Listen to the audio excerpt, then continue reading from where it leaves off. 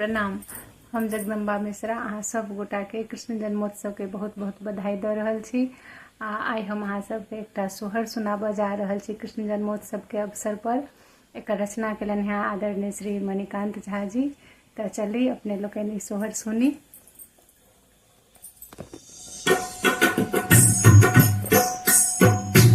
देखल चहूँ दिस बिजुड़ी के बादल बरसल रे। देखल चहूँ दिस बिजुड़ी के बादल बरसल रे।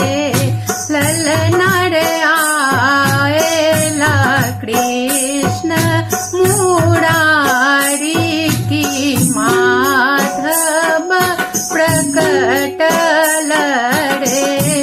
ललना रे आओला कृष्ण मुरारी की माधव प्रकटल रे।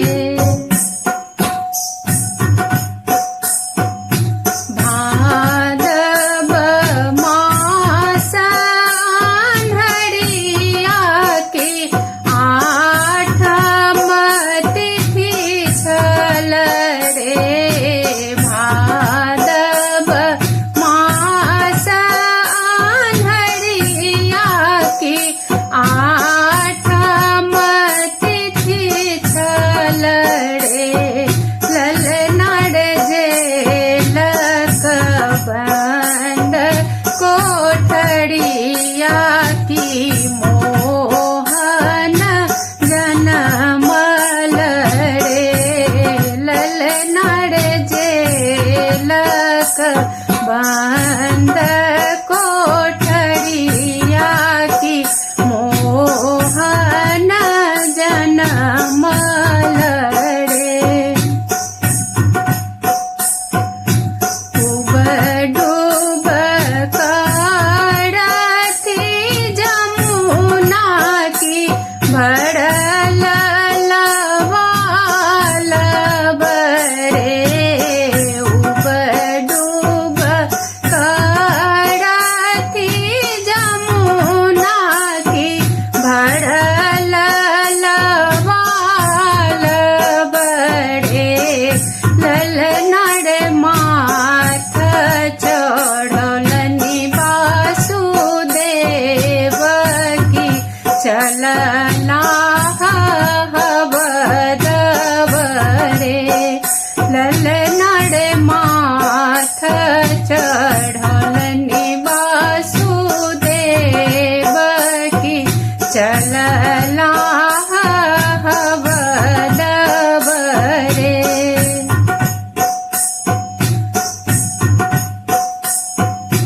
पहुँचल गोकुल नगरी के नंदक आंगन रे।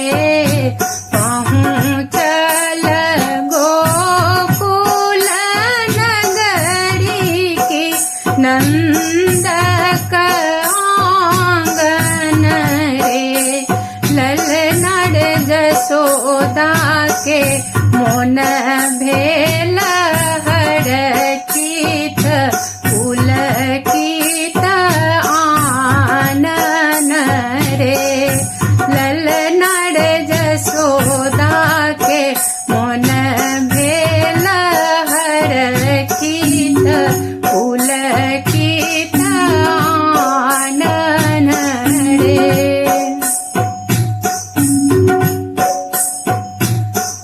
उत्सव भेल नगर भरी बाजल बधैया रे।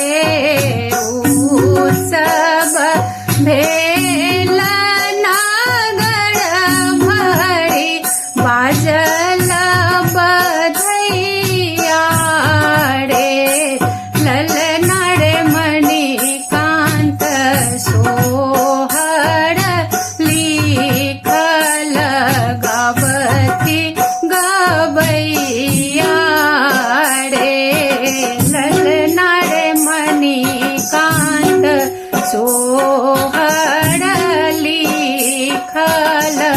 गाबथी गाबै